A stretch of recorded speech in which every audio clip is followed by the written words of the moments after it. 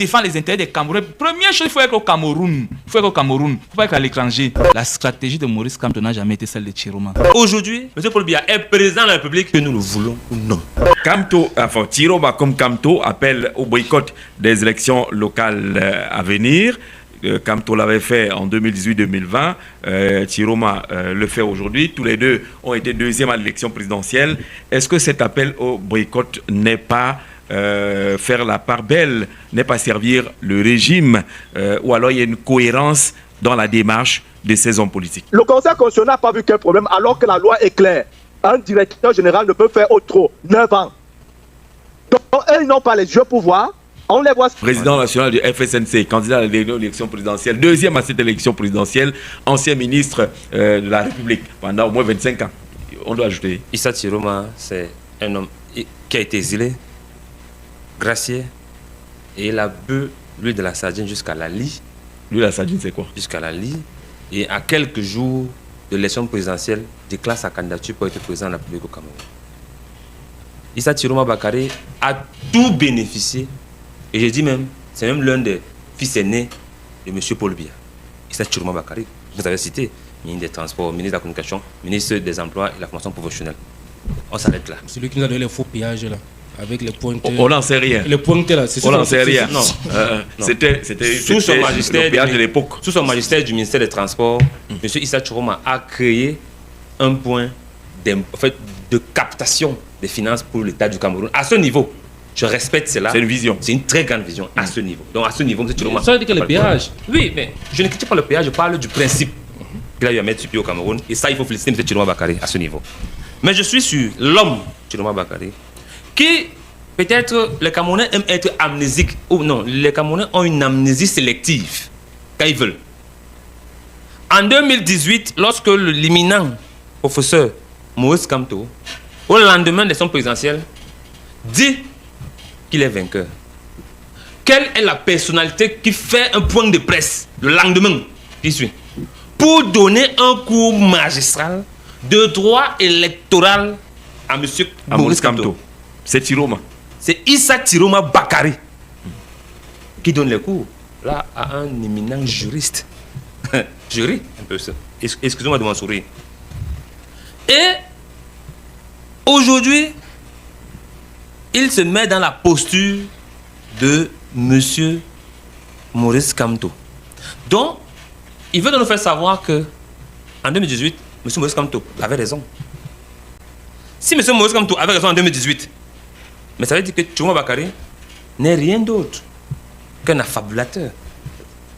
Parce qu'il a voulu déconstruire l'image de M. Maurice Kamto en 2018 pour aujourd'hui nous dire que ce qu'il a déconstruit en 2018 n'est pas valable car le code électoral n'a même pas bougé d'une virgule, Jean-Jacques Zé. La virgule qu'il y avait en 2018 dans le code électoral, cette virgule y est toujours dans ce même code électoral, au même endroit. Ça n'a pas le code bougé. électoral date de 2012. Il dit, la virgule n'a pas bougé. Il n'a pas été modifié jusqu'à présent. Parce qu'en droit, souvent, on dit qu'une virgule peut changer le sens du phrase. Mais cette virgule y est. Même quand tu dragues. Même la virgule là, peut changer le sens du phrase. Mais cette virgule y est toujours au même endroit. Oui. Aujourd'hui, M. Chiroma Bakary prend ses militants pour des, entre guillemets, des gens qui ne réfléchissent pas. Mais, vous savez, ce qui, moi, me plaît, c'est que toute cette figure, tout ce chemin que nous avons, je marque en 2018, depuis le SDF, c'est que tous ces hommes politiques savent qu'ils n'ont pas de base solide. Plus le SDF. Parfois aussi, ils hésitent parce qu'on risque d'exposer leurs limites. Parce que le SDF. Si le FSNC va à une élection locale demain, est-ce que... Ils peuvent mettre 50 listes aux élections municipales? C'est la question qu'il faut se poser. Parce que le SDF avait un fundi, c'était un ovni. Mais après, il y avait quoi? Il fallait bâtir quelque chose. Et c'est dans cette tactique que M. Chiroma est aujourd'hui. C'est qu'il a eu un assentiment populaire, populeux, énorme. Et aujourd'hui, lui-même se rend compte que s'il faut même dresser des listes, ça sera peut-être à Garoua, Natal, peut-être à l'extrême nord. Mais après, ce n'est pas ça le Cameroun. Il y a le sud, Il y a l'Est, Jean-Jacques Zay. Il y a le littoral, où il a eu, Ovouri, un score astronomique. Mais lui-même sait qu'il ne peut pas avoir des listes Ovouri. Et il prend des Camerounais pour des gens qui ne réfléchissent pas. Et c'est en ce terme que je dis non.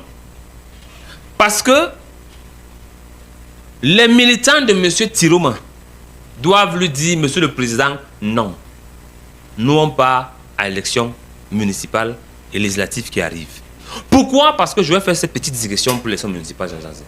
L'élection municipale aujourd'hui au Cameroun est l'élection qui concerne 3 entités de l'État du Cameroun. Le conseil municipal, le conseil régional et le Sénat. Ça veut dire que louper l'élection municipale en 2026 revient à dire que à l'élection régionale, on n'aura pas mot à dire. Ouais. À l'élection sénatoriale, on n'aura pas mot à dire. Donc, louper l'élection municipale aujourd'hui... Les élections au Cameroun sont interliées. Hein. Vous Il n'y a pas une excluez- élection qui est détachée de l'autre. vous excluez de 2 entités décisionnelles. Bon, une est constatative, le Sénat. Mais la région a des entités opérationnelles pour le développement, le devenir des Camerounais. Des entités où on peut juger votre portée ou votre capacité à gérer les choses de l'État. Et voilà donc que M. Tiroma, coutumé à sa posture sa posture versatile, décide donc encore de créer une pirouette en disant si je pars à l'élection présidentielle, c'est légitimer la victoire de M. Paul Biya. Une victoire qu'il a d'ailleurs légitimée. Parce que lorsque à Ilekam, il y a la Commission nationale de recensement de vote, il était là-bas. Son représentant n'y était pas. Ça veut dire que Il n'a pas fini les travaux. n'y était pas. Parfait, si vous faites un jour partez, vous n'y étiez pas. Ça veut dire que il a légitimé à ce niveau la victoire de M. Paul Biya, car il n'a pas défendu sa position. Il est resté fait que j'ai gagné. Parce qu'il a eu un score au Vouri et au Fundi. Et c'est en ça que les Camerounais qui nous écoutent doivent sortir de ce logiciel-là qui est dépassé.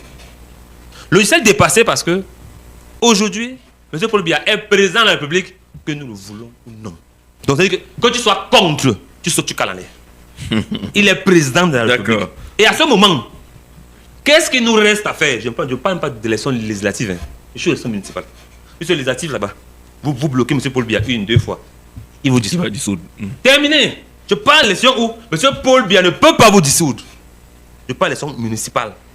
Ou quand vous êtes conseiller municipal. Sauf si, faute grave.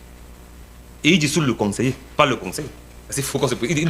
il enlève le conseiller, pas le conseil. Le conseiller reste.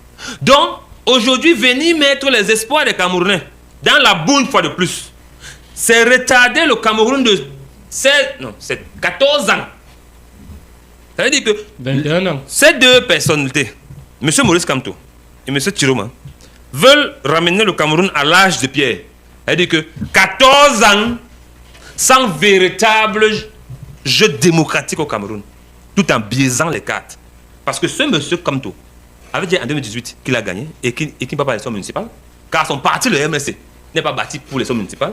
Mais à la présidentielle, il est revenu avec le même code électoral. C'est pourquoi j'appelle aux Camerounais qui vont appeler tout à l'heure. Je sais qu'ils vont appeler.